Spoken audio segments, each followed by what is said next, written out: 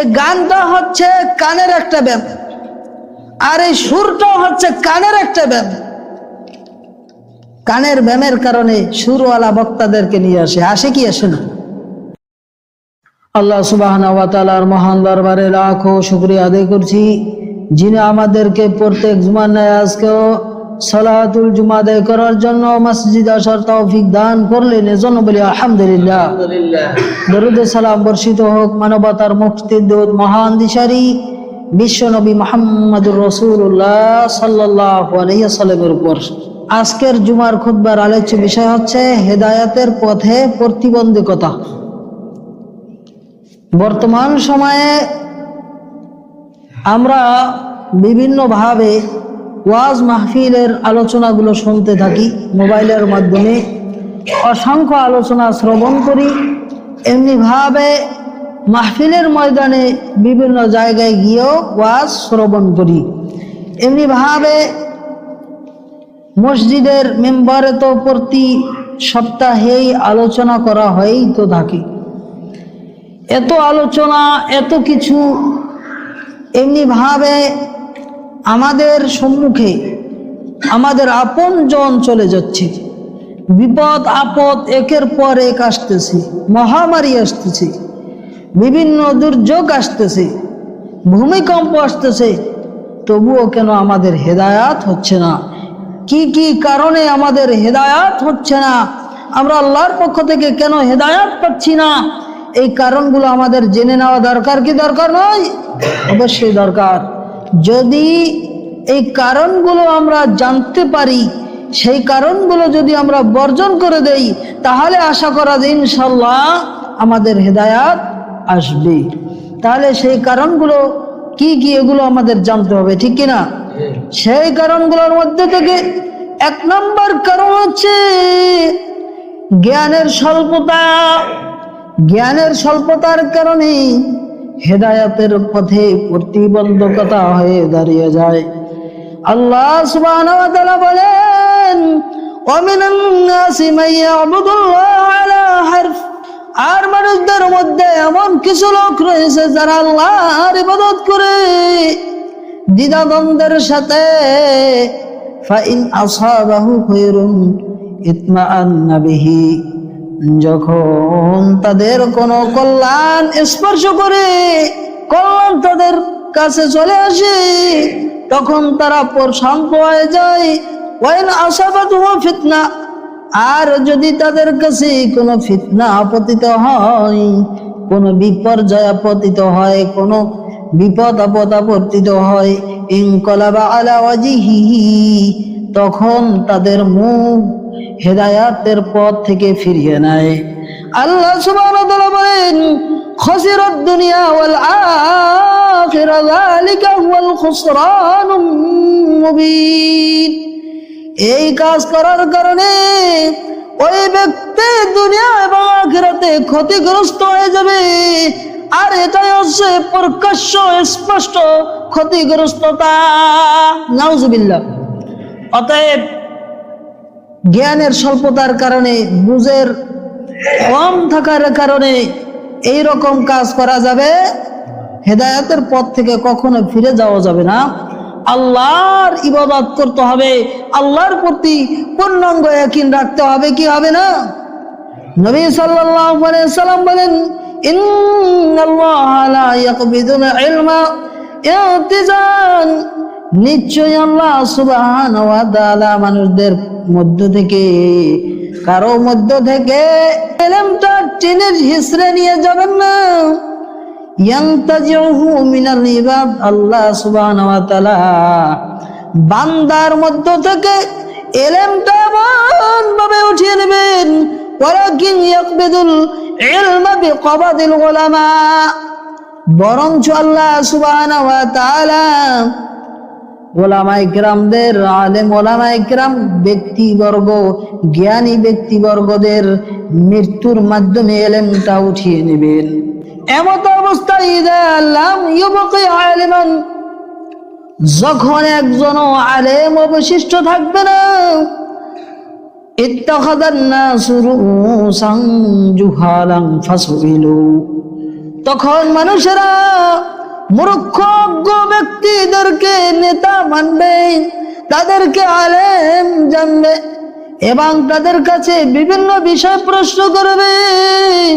তখন ফাফতাউ বিগাইরি ইলম, তখন তারা জ্ঞান ব্যতীত না জেনেও তারা বিভিন্ন মাসালার উত্তর দিবে, বিভিন্ন ভাবে ফতোয়া দেওয়া শুরু করে দিবে।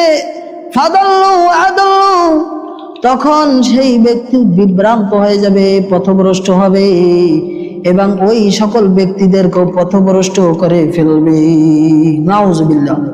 তাই আজকের বর্তমান সমাজে দেখা যাচ্ছে বিভিন্ন আলেম, না কোনো আলেম হয় নাই, মাওলানা পাশ করে নাই, এমনি ভাবে কোনো ভালো মাদ্রাসা পড়ে নাই, তাদেরকে বড় বড় আলেম মনে করে তাদেরকে স্টেজে বসিয়ে দেয়, এমনকি তাদেরকে সম্মান করে। করে কি করে না? বাপ নাই। আজকের বর্তমান সমাজে এটাই চলতেছে। আর যার বেশি সুর বেশি, তাকেই বেশি গুরুত্ব দেয়। দেয় কি দেয় না? অথচ দেখে না যে কে কোরআনের কথা বলতেছে, কে কোরআনের হাদিসের কথা বলতেছে, এইগুলো দেখে না। যার সুর বেশি তাকেই বেশি গুরুত্ব দেয়। মানে কানের বাজনা, এটা হচ্ছে কানের একটা ব্যায়াম। বর্তমান সমাজে আমরা বিভিন্ন জায়গায় গান শুনতে পাই, বিভিন্ন মানুষেরা গান শুনে।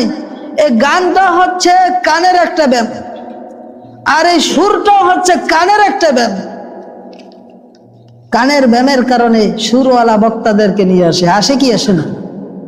যাই হোক, খুঁজতে হবে যেই ব্যক্তি কোরআনের কথা বলে, যেই ব্যক্তি হাদিসের কথা বলে, যেই ব্যক্তি হকের কথা বলে, ওই সকল ব্যক্তিদেরকে ডাকতে হবে কি হবে না? অবশ্যই ডাকতে হবে।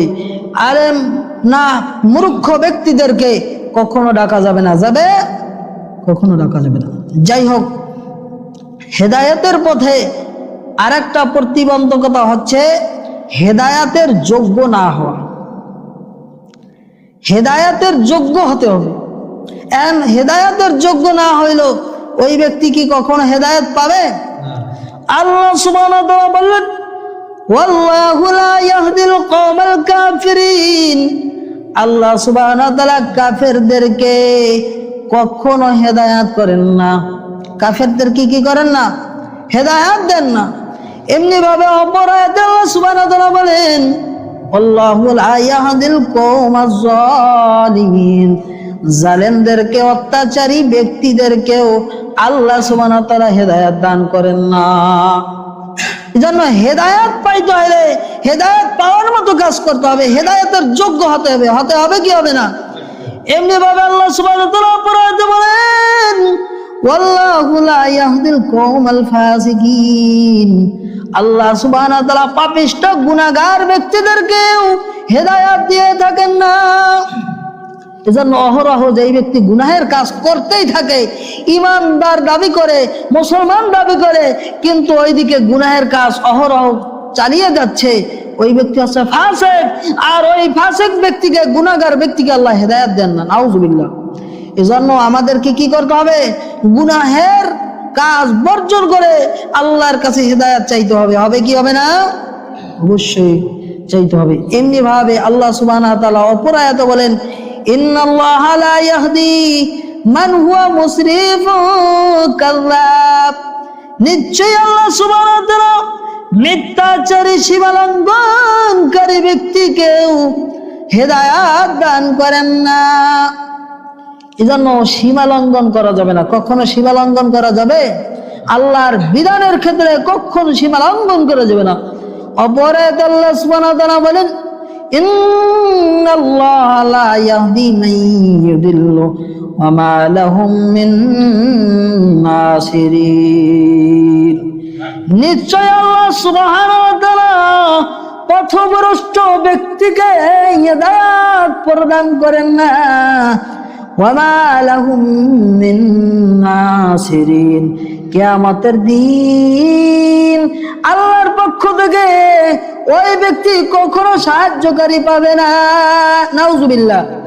এজন্য কি করতে হবে? কখনো পথভ্রষ্ট হওয়া যাবে না। পথভ্রষ্ট হওয়া থেকে আমাদেরকে বিরত থাকার চেষ্টা করতে হবে। হবে কি হবে না? এজন্য হকের পথে থাকার জন্য আমাদেরকে চেষ্টা করতে হবে। অবশ্যই চেষ্টা করতে হবে। এমনি ভাবে হেদায়েতের পথে প্রতিবন্ধকতা আরেকটা হচ্ছে হিংসা, বিদ্বেষ এবং অহংকারিতা। অহংকারিতা করলে, হিংসা করলেও আল্লাহর পক্ষ থেকে হেদায়াত প্রাপ্ত হবে না। আল্লাহ সুবহানাহু ওয়া তাআলা বলেন, সাযরিফু আন আয়াতি আল্লাযীনা ইয়াতাকাব্বারুনা ফিল আরদি বিগাইরি হক। যেই ব্যক্তি অন্যায়ভাবে হিংসা, বিদ্বেষ করে, অহংকার করে, ওই ব্যক্তিকে আল্লাহ সুবহানাহু ওয়া তাআলা তার নিদর্শনাবলী থেকে ফিরিয়ে নেবেন। নাউযুবিল্লাহ। অর্থাৎ তাকে হেদায়েত দিবেন না। এমনি ভাবে আল্লাহ সুবহানাহু ওয়া তাআলা বলেন, ওয়া ইয়ারাউ কুল্লা আয়াতিন লা ইউমিনু বিহা। যদি আল্লাহ সুবহানাহু ওয়া তাআলার সমস্ত নিদর্শনাবলী তারা দেখেও থাকে, তবু আল্লাহ সুবহানাহু ওয়া তাআলা তাদেরকে, ওই ব্যক্তিকে হেদায়েত দিবেন না, যেই কারণে সেই ব্যক্তি ঈমান আনবে না। ওয়া ইয়ারাউ সাবিলার রুশদি। আর যদি ওই ব্যক্তি দেখে সঠিক পথ, হেদায়েতের পথ, তখন কি করবে? লা ইয়াত্তাখিযুহু সাবিলা। ওই ব্যক্তি হেদায়েত প্রাপ্ত ব্যক্তিদের অনুসরণ করবে না। আল্লাহ সুবহানাহু ওয়া তাআলা বলেন, ওয়া ইয়ারাউ সাবিলাল গাই। আর ওই ব্যক্তি যদি ভ্রষ্টতার পথ দেখে, তখন ইয়াত্তাখিযুহু সাবিলা, তখন ভ্রষ্টতার পথ সেই ব্যক্তি অনুসরণ করবে, সেটা গ্রহণ করে নেবে। যালিকা বিআন্নাহুম কাযাবু বিআয়াতিনা। আল্লাহর নিদর্শনাবলী মিথ্যাচার করার দরুন এই রকম আল্লাহ সুবহানাহু ওয়া তাআলা তাকে শাস্তি দিবেন। এরপর আল্লাহ সুবহানাহু ওয়া তাআলা বলেন, ওয়া কানু আনহা গাফিলিন। আর আল্লাহর বিধান থেকে গাফেল থাকার কারণে আল্লাহ সুবহানাহু ওয়া তাআলার পক্ষ থেকে ওই ব্যক্তির হেদায়েতের পথ বন্ধ হয়ে যাবে, যেই কারণে সেই ব্যক্তি হেদায়েতের পথ দেখার পরেও সেই ঈমান আনবে না। আর ওই ব্যক্তিকে আল্লাহর হেদায়েতের পথ থেকে তার মুখটাকে ফিরিয়ে রাখবে। নাউযুবিল্লাহ। এজন্য আমাদেরকে কি করতে হবে? আল্লাহর কাছে হেদায়েত চাইতে হবে। অহংকারিতা, হিংসা, বিদ্বেষ করা যাবে না। যাবে? নবী আলাইহিস সালাম বলেন, দাব্বা ইলাইকুম দাউল উমামি ক্বাবলাকুম। তোমাদের পূর্ববর্তী উম্মতের যেই সকল রোগ ছিল, সেই সকল রোগ তোমাদের উপরও সংক্রামিত হয়েছে। আর সেই সকল রোগের মধ্যে থেকে অন্যতম নবী সাল্লাল্লাহু আলাইহি ওয়াসাল্লাম বলেন, আল হাসাদ ওয়াল বাগদা। একটা হচ্ছে হিংসা, আর একটা হচ্ছে বিদ্বেষ, বিদ্বেষ পোষণ করা, আর একটা হচ্ছে হিংসা। নবী সাল্লাল্লাহু আলাইহি ওয়াসাল্লাম বলেন, হিয়াল হালিকা। এটা হচ্ছে মুন্ডনকারী। এরপরে নবী সাল্লাল্লাহু আলাইহি ওয়াসাল্লাম বলেন, লা কুলু তাহলিকুল শাওরা ওয়ালাকিন তাহলিকুদ্দিন। আমি মুন্ডনকারী বলতে চুল মুন্ডনকারী বলিনি, আমি বলেছি এই মুন্ডনকারী বলতে দিন, আল্লাহর দিনকে মুন্ডন করা। নাউযুবিল্লাহ। অর্থাৎ নবী সাল্লাল্লাহু আলাইহি ওয়াসাল্লাম এখানে বুঝিয়েছেন, হিংসা, বিদ্বেষ আল্লাহর দিনকে মুন্ডন করে দেয়, তার মানে আল্লাহর দিনকে সে ধ্বংস করে দেয়। নাউযুবিল্লাহ। এজন্য কখনো হিংসা, বিদ্বেষ করা যাবে? এরপরে নবী সাল্লাল্লাহু আলাইহি ওয়াসাল্লাম বলেন, ওয়াল্লাযী নাফসি বিয়াদিহি। যার হাতে আমার প্রাণ, সেই সত্তার কসম, লা তাদখুলুল জান্নাতা হাত্তা তুমিনু। ততক্ষণ পর্যন্ত তোমরা জান্নাতে প্রবেশ করতে পারবে না, যতক্ষণ না তোমরা আল্লাহর প্রতি, নবী সাল্লাল্লাহু আলাইহি ওয়াসাল্লামের প্রতি ঈমান না আনবে। এরপরে নবী সাল্লাল্লাহু আলাইহি ওয়াসাল্লাম বলেন, ওয়ালা তুমিনু তাহাব্বু হাত্তা তাহাব্বু। ততক্ষণ পর্যন্ত তোমরা পূর্ণাঙ্গ মুমিন হতে পারবে না, যতক্ষণ না পর্যন্ত তোমরা একে অপরের প্রতি, মুমিনদের প্রতি ভালোবাসা সৃষ্টি হবে, ততক্ষণ পর্যন্ত তোমরা পূর্ণাঙ্গ মুমিন হতে পারবে না। এরপরে নবী সাল্লাল্লাহু আলাইহি ওয়াসাল্লাম বলেন, আফালা উনাব্বিউকুম বিমা ইসবিতু যালিকা লাকুম, আমি কি তোমাদেরকে একটা বিষয়ের সন্ধান দেব, যেই বিষয়টা করলে তোমাদের মধ্যে পরস্পরের মধ্যে ভালোবাসা সৃষ্টি হবে, মহব্বত সৃষ্টি হবে। তখন নবী সাল্লাল্লাহু আলাইহি ওয়াসাল্লাম বললেন, আফশুস সালামা বাইনাকুম, তোমরা পরস্পরে একে অপরে তোমরা সালাম বিনিময় করো। সুবহানাল্লাহ। এই হাদিস দ্বারা নবী সাল্লাল্লাহু আলাইহি ওয়াসাল্লাম কি বুঝিয়েছেন, যে তোমরা পরস্পরে একে অপরে সালাম বিনিময় করো।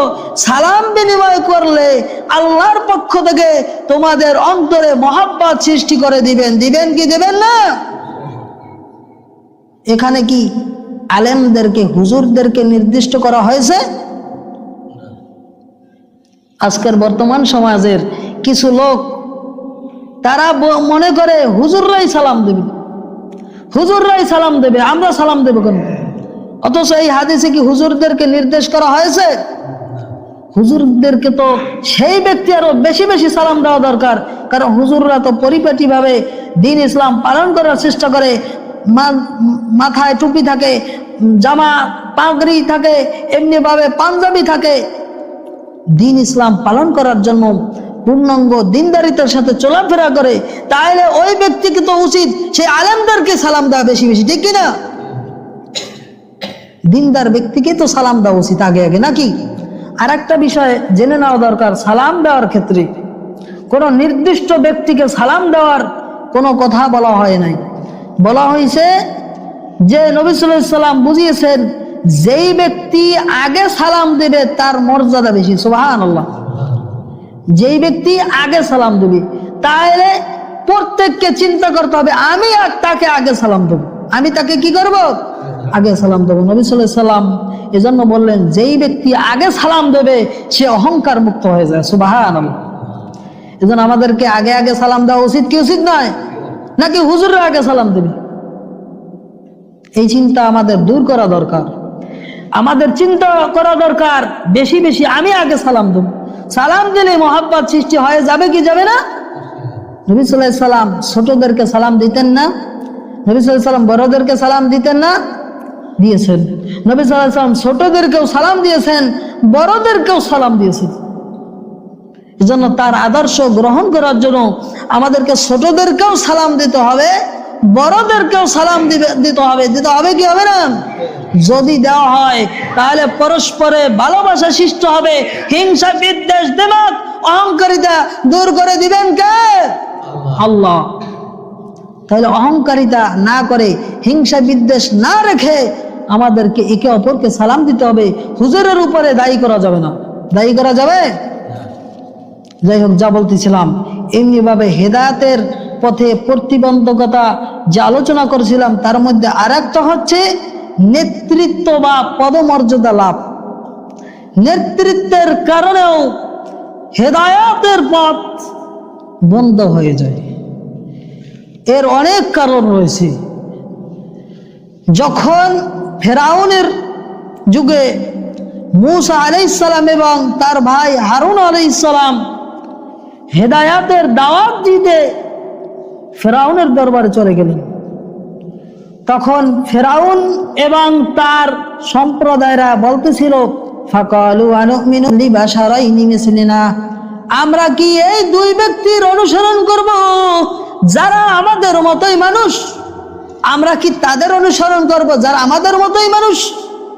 আমরা কেন তাদের অনুসরণ করব? তাদের উপর কেন আমরা বিশ্বাস স্থাপন করব? বরঞ্চ ওয়া কওমুহুমা লানা আবিদুন, বরঞ্চ বনি ইসরাইল সম্প্রদায় তথা তাদের ওই সম্প্রদায়, তাদের কম জাতিরা তো আমাদের দাসত্ব করে থাকে। মানে আমাদের তো তারা দাস হিসাবে তারা আছে, আমাদের কথা গুরুত্ব দেয়, আমাদের কথা মেনে চলে। তবু কেন আমরা এই দুই ব্যক্তিকে, আমাদের মতো মানুষকে কেন আমরা বিশ্বাস করব? এমনি ভাবে প্রবৃত্তির অনুসরণ এবং সম্পদের লোভ হেদায়েতের পথে বাধা সৃষ্টি করে। আল্লাহ সুবহানাহু ওয়া তাআলা সম্পর্কে বলেন, ওয়ালা তাত্তাবিল হাওয়া ফায়ুদিল্লাকা আন সাবিলিল্লাহ, তোমরা হাওয়া তথা খেয়াল খুশির প্রবৃত্তির অনুসরণ করবে না। প্রবৃত্তির অনুসরণ করলে ফায়ুদিল্লাকা আন সাবিলিল্লাহ, তাহলে তোমরা আল্লাহর পথ থেকে বিচ্যুত হয়ে যাবে, আল্লাহর পথ থেকে তোমরা দূরে সরে যাবে। এই জন্য প্রবৃত্তির অনুসরণ করা যাবে না। প্রবৃত্তি মানে নিজের খেয়াল খুশি, নিজের মন যা চায় সেইটা করো। এই জন্য নিজের মন যা চায় এটা কোনো মুসলমান করতে পারে না। পারে? আল মুসলিম শব্দের অর্থ কি? আত্মসমর্পণ করা। তা মুসলমান ব্যক্তি তো আত্মসমর্পণ করেছে আল্লাহর উপরে, আল্লাহর কাছে আত্মসমর্পণ করেছে যে আল্লাহ, আমি সমস্ত অপরাধ থেকে আত্মসমর্পণ করলাম, আমি কোনো অপরাধের কোনো কাজ করবো না, আমি আপনার কাছে সারেন্ডার করলাম, আমি এখন থেকে কোনো অপরাধমূলক কোনো গুনাহের কাজে লিপ্ত হব না, সামনের দিকে গুনাহের দিকে পা বাড়াবো না। যেই ব্যক্তি আত্মসমর্পণ করলো সেই ব্যক্তি কি খেয়াল খুশি নিজের প্রবৃত্তির অনুসরণ করতে পারে? করতে পারে না। এজন্য আল্লাহ সুবহানাহু ওয়া তাআলা বলেন, আফারাআইতা মান ইত্তাখাযা ইলাহু হাওয়া, তুমি কি ওই ব্যক্তিকে দেখো না যেই ব্যক্তি হাওয়া তথা কুপ্রবৃত্তিকে ইলাহ তথা উপাস্য হিসেবে গ্রহণ করেছে। আল্লাহ সুবহানাহু ওয়া তাআলা এরপরে বলেন, ওয়া'আদাল্লাহুল্লাহু আলা ইলমিন, আল্লাহ সুবহানাহু ওয়া তাআলা তাদেরকে জেনে শুনেই তাদেরকে পথভ্রষ্ট করে দিয়েছেন। নাউজুবিল্লাহ। তার মানে তারা পথভ্রষ্টতার পথ গ্রহণ করার কারণে, তারা প্রবৃত্তির অনুসরণ করার কারণে আল্লাহ সুবহানাহু ওয়া তাআলা তাদেরকে কি করে দিলেন? পথভ্রষ্ট করে দিলেন। এরপর আল্লাহ সুবহানাহু ওয়া তাআলা বলেন, ওয়া খাতামা আলা সামিহি ওয়া কলবিহি, এবং আল্লাহ সুবহানাহু ওয়া তাআলা তাদের কর্ণদ্বয়ে এবং তাদের অন্তরে মোহর মেরে দিয়েছেন। নাউজুবিল্লাহ। এরপরে আল্লাহ সুবহানাহু ওয়া তাআলা বলেন, ওয়া জাআলা আলা বাসারিহি গিশাওয়া, এবং আল্লাহ সুবহানাহু ওয়া তাআলা তাদের চোখে আবরণ করে দিয়েছেন। নাউজুবিল্লাহ। এরপরে আল্লাহ সুবহানাহু ওয়া তাআলা বলেন, ফামাই ইয়াহদিহি মিন বাদিল্লাহ, কোন ব্যক্তি আছে যেই ব্যক্তি আল্লাহর পরে হেদায়েত দান করতে পারবে? আল্লাহ ছাড়া কোন ব্যক্তি হেদায়েত প্রদান করতে পারে? আল্লাহ সুবহানাহু ওয়া তাআলা বলেন, আফালা তাযাক্কারুন, তবুও কি তোমরা বুঝো না? এই বিষয়টা কি তোমরা অনুধাবন করতেছ না? এজন্য আল্লাহ ছাড়া কাউকে হেদায়েত দিতে পারে না, কেউ কাউকে হেদায়েত দিতে পারে না। পারে? নবী সাল্লাল্লাহু আলাইহি সাল্লাম তার চাচা আবু তালিবকে হেদায়েতের জন্য চেষ্টা করেছিলেন, কিন্তু হেদায়েত কি আল্লাহ সুবহানাহু ওয়া তাআলা তাকে প্রদান করেছেন? প্রদান করেনি। আবু তালিবের যখন মৃত্যু শয্যায় শায়িত রয়েছে, এমত অবস্থায় রাসূলুল্লাহ সাল্লাল্লাহু আলাইহি সাল্লাম তার শিয়রে গিয়ে বললেন, হে আমার শ্রদ্ধেয় চাচা, আপনি যদি এখন আমার প্রতি ঈমান আনেন, লা ইলাহা ইল্লাল্লাহ বলেন, এতটুকু বলেন লা ইলাহা ইল্লাল্লাহ, তাহলে আমি দায়িত্ব নিলাম কিয়ামতের দিন আল্লাহর কাছে আপনার জন্য আমি সুপারিশ করে নিব। সুবহানাল্লাহ। তখন এমত অবস্থায় আবু তালিবের পাশে ছিল তার অনুসারীবর্গ, তার লোকেরা, উতবা সাইবা সহ বিভিন্ন লোকেরা তখন তার পাশে উপবিষ্ট ছিল। এমত অবস্থায় আবু তালিবকে বলল, হে আবু তালিব, আজীবন আমাদের সাথে থেকেছো, এখন মৃত্যুর সময় তোমার ধর্মে চুনকালি লাগাইয়া তারপর তুমি মুহাম্মাদের ধর্মে চলে যাচ্ছ, এটা কখনোই সম্ভব না। তখন আবু তালিব লা ইলাহা ইল্লাল্লাহ বলতে অস্বীকৃতি জানালো। এরপরে আবু তালিবের মৃত্যু হয়ে গেল। মৃত্যু হওয়ার পরেও নবী সাল্লাল্লাহু আলাইহি সাল্লাম বললেন যে আল্লাহ সুবহানাহু ওয়া তাআলা আমার চাচাকে যতক্ষণ পর্যন্ত না মাফ করবে ততক্ষণ পর্যন্ত আল্লাহর কাছে আমি ক্ষমা চাইতেই থাকবো। সুবহানাল্লাহ। তখন আল্লাহ সুবহানাহু ওয়া তাআলা নবী সাল্লাল্লাহু আলাইহি সাল্লামের কথার প্রতিবাদে বললেন, ইন্নাকা লা তাহদি মান আহবাবতা, হে আল্লাহর নবী, আপনি যাকে চাইবেন তাকে হেদায়াত দিতে পারবেন না। সুবহানাল্লাহ। তা আল্লাহ সুবহানাহু ওয়া তাআলার নবী, বিশ্ব নবী, যাকে চাইবেন তাকে হেদায়াত দিতে পারবেন। হেদায়াতের মালিক কে? আল্লাহ। তাইলে বর্তমান সমাজের অনেক পীর বুজুর্গরা রয়েছে যারা মুরিদদেরকে হেদায়াত দিয়া তারপরে জান্নাতে নিয়ে যাওয়ার সার্টিফিকেট দিয়ে দেয়। দেয় কি দেয় না? যেইখানে আল্লাহর নবী হেদায়াত দিতে পারে না সেইখানে পীরও হেদায়াত দিয়ে দেয়। আছে কি আছে না? এজন্য আমাদেরকে সাবধান হয়ে যাওয়া দরকার। আল্লাহ সুবহানাহু ওয়া তাআলা বলেন, ওয়া ইযা কিলা লাহুম তাআলাউ ইলা মা আনজালাল্লাহ, যদি তাদেরকে বলা হয় তোমরা ফিরে আসো আল্লাহ সুবহানাহু ওয়া তাআলা যে বিষয়গুলো তোমাদের প্রতি নাজিল করেছেন, ওয়া ইলার রাসূল, এবং রাসূলের আদর্শের দিকে তোমরা ফিরে আসো, তখন তারা বলে হাসবুনা মা ওয়াজাদনা আলাইহি আবানা, আমাদের বাপ-দাদাদের উপর, বাপ-দাদাদেরকে যে বিষয়ের উপরে আমরা পেয়েছি, যেগুলো আমরা দেখেছি, এইগুলাই আমরা মেনে চলবো, এটাই আমাদের মেনে চলার জন্য যথেষ্ট। নাউজুবিল্লাহ।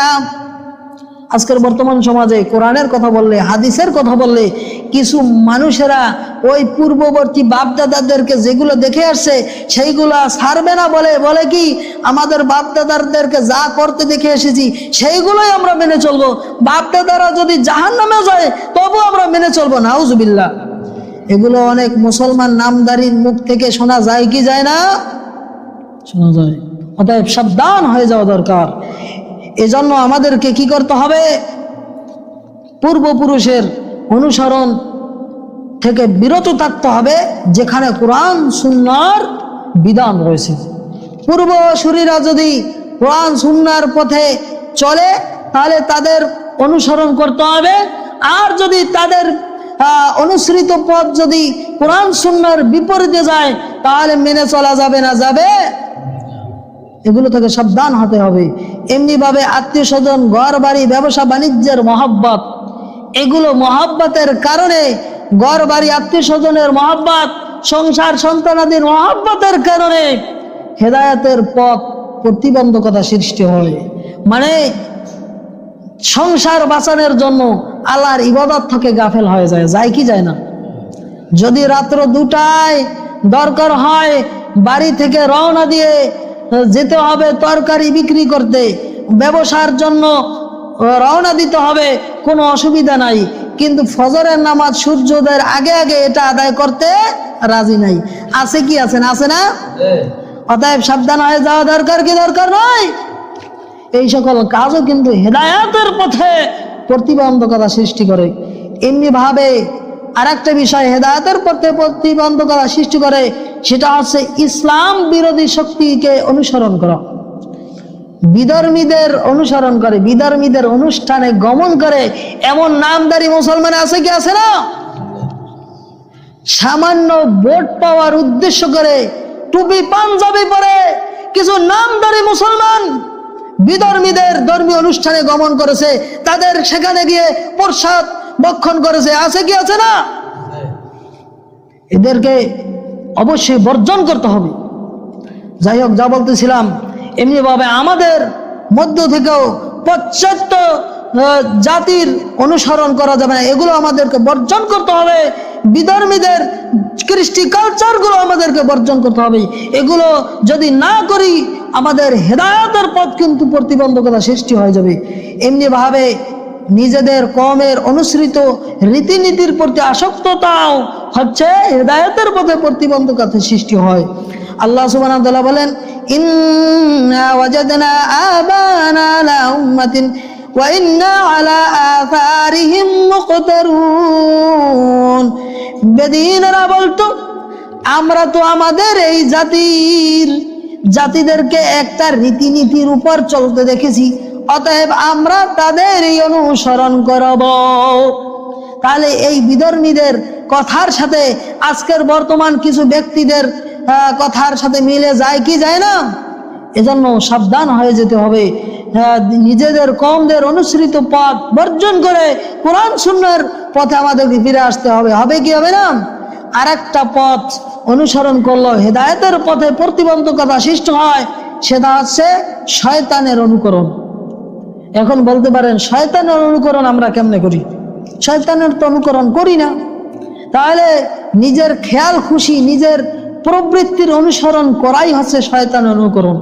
আল্লাহ সুবহানাহু ওয়া তাআলা বলেন, ইন্নামা ইউরিদুশ শাইতান, নিশ্চয়ই শয়তান চায়, আইয়ুকিয়া বাইনাকুমুল আদাওয়াতা ওয়াল বাগদা, আল্লাহ সুবহানাহু ওয়া তাআলা বান্দাদের মধ্য থেকে হিংসা, বিদ্বেষ, শত্রুতা সৃষ্টি করার জন্য শয়তান বিভিন্নভাবে লেগে থাকে। ফিল খামরি ওয়াল মাইসির, সেটা হচ্ছে মদ এবং জুয়ার মাধ্যমে।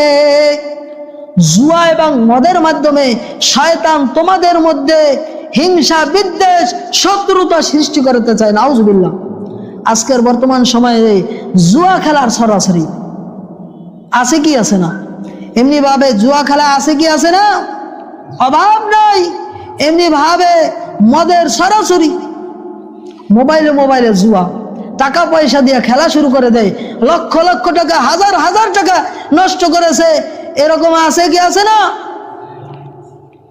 এগুলো হচ্ছে হারাম, এগুলো হচ্ছে শয়তানের প্ররোচনা। আর শয়তান চায় ওয়াসুদ্দাকুম আন যিকরিল্লাহ, তোমাদেরকে আল্লাহর স্মরণ থেকে বিরত রাখতে চায়, ওয়ানিস সালাত, এবং নামাজ আদায় করা থেকে বিরত রাখতে চায়।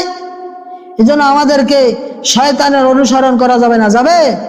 আল্লাহ সুবহানাহু ওয়া তাআলা আমাদেরকে সঠিক বুঝে আমল করবার তৌফিক দান করুন, আমাদেরকে হেদায়েতের পথ অনুসরণ করবার তৌফিক দান করুন। আমিন। আকুলু কওলি হাযা আস্তাগফিরুল্লাহ লি ওয়া লাকুম লিসাইরিল মুসলিমিন মিন কুল্লি যামবি ওয়া আতুবু ইলাইক। সুবহানাকাল্লাহুম্মা বিহামদিকা আশহাদু আল লা ইলাহা ইল্লা আনতা আস্তাগফিরুকা ওয়া আতুবু ইলাইক।